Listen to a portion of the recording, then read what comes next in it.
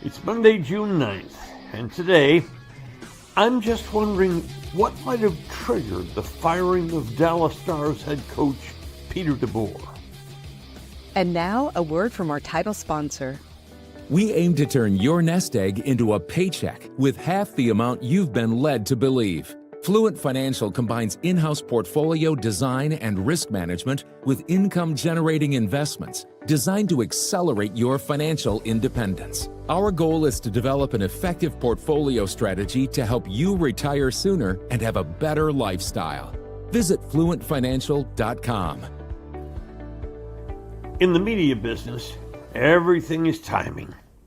Late Thursday afternoon, we recorded an interview with upbeat Dallas Stars play-by-play voice Josh Bogorod. Amongst the several questions for Josh was whether or not he felt Pete DeBoer's job was in danger, despite him having coached Dallas to the conference finals 3 years in a row. Josh didn't really see any way that was likely to happen. That episode dropped just after midnight. Most of you may well have accessed it Friday morning. By noon, the Stars had assembled a press conference to announce the firing of Peter DeBoer. It was stunning. That's what it felt like. Stunning. After all, on Tuesday, the Stars owner, Tom Ghilardi, was fully supportive of DeBoer, calling him one of the 3 or one of the 5 best coaches in the NHL. So, why did the Stars fire one of the 3 or one of the 5 best coaches in the NHL? From what I'm determining, I think Peter DeBoer may have actually fired himself. After Edmonton had dramatically whisked the Dallas Stars out of the Western Conference Finals 4-1, sweeping the last 4 games by a combined score of 19-6, a great many people thought DeBoer might be fired because he had unceremoniously yanked star goalie Jake Ottinger 7 minutes deep into Game 5. Ottinger had allowed 2 goals on the only 2 shots that had been on net. I heard many say that neither goal was Ottinger's fault. Let me politely disagree. On goal 2, he seemed to be late covering the near post as a pass went to the deep right wing to Edmonton star Leon Draisaitl, who beat Otter with a heater just inside that near post. But it doesn't matter. You look back at that series, and Ottinger, who's a fine player, still was pretty significantly outplayed by the Edmonton goalie Stu Skinner. If it were me, everybody coaches teams they watch, don't they? If it were me, I'd have taken Ottinger out of the game, let him just rest, think, get himself back together, and get him back in the game late in the first period or to start the second period. But that's why Peter DeBoer gets the big bucks for coaching to make calls like that. But again, I don't think this is the exact reason for his firing. It was how he handled things after the game was over, when all was said and done at his postseason press conference. When asked about the Ottinger decision, DeBoer pointed to the fact that Ottinger had lost 6 of the last 7 games he'd played against Edmonton. Hey, that's true. But he's still your star goalie. And he will be your goalie for years to come. It came off as DeBoer needlessly throwing Ottinger under the bus. Otter's well liked in that locker room, well liked, because he's a solid young goalie and he's signed for years and years to come. But then DeBoer hadn't stopped. He disclosed he hadn't spoken to Ottinger since the game was over. Really? Ottinger himself said after the game he was really embarrassed when he was yanked out of the game 7 minutes deep. As that timeout for Dallas ended, Ottinger skated back toward goal.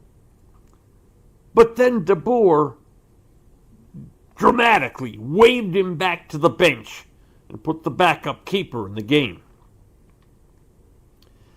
Now, Ottinger did not challenge DeBoer. He was just very embarrassed. But Ottinger is the first person DeBoer should have called after that game. Give it a day or so. Call him. Make sure everything's okay. Talk it out. Explain why you did what you did. And then some veterans on the team, unhappy with DeBoer's often sandpaper-like personality, complained privately to General Manager Jim Nill. That sealed DeBoer's fate. Pete DeBoer is a wonderful hockey coach. He has a career winning percentage of right at 63%. That's fantastic. He's one of the best coaches in the league, but he's now on the unemployment line. There are no jobs open now in the National Hockey League. The Stars owe him $4 million not to coach next year. So, okay, after the season, the Stars were solid with DeBoer, but they were not solid with him after his short postseason. So now the Stars are looking to replace one of the 3 or one of the 5 best coaches in the NHL. In 1993, Bob opened the original Bob's Steak and Chop House on Lemon Avenue. 32 years later, the original Bob still greets you at the original Bob's. And now his sparkling new Bob's at Craig Ranch has opened in McKinney. Same fantastic beef and fresh seafood at these 2 Bob's, each run by the Bob's Steak and Chop House. Are you struggling to cook healthy meals that actually taste good? Not sure what seasonings go together to make your food pop? Well, let's be honest. You need something quick and easy for your busy schedule, and OPA, O-P-A, OPA has you covered. Introducing OPA seasonings. Mary just loves them on meat, fish, chicken, veggies, salads. Just sprinkle, enjoy, and you will love OPA. You get it easily. You go to the website, opafoods.com. OPA foods.com. Use the promo NORM and you get 10% off your order. And here's the best part. A portion of every purchase goes to the Austin Street Shelter for the Homeless, helping those in need while you enjoy great food. Delicious meals, a great cause, and savings. What's not to love?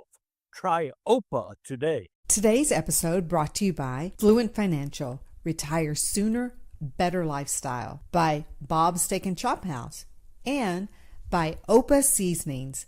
Savor the flavor in your food. Thanks for joining us on today's episode of Just Wondering. Hope you enjoyed it, and if you did, hit follow and then a fresh new episode will be delivered right to you. And should you know other people who might enjoy it, please share it with friends. The executive producer and sometimes on-air talent, if just wondering, is my wife, Mary Dange. The producer is Mike Matern. The technical director is IndyCar Tim Hand from FanStream Sports. We really appreciate your being with us. It's just fun to do, and I hope it's fun for you too. And realize that every day, I'll be just wondering about soccer. And I'm Mary Hitzges.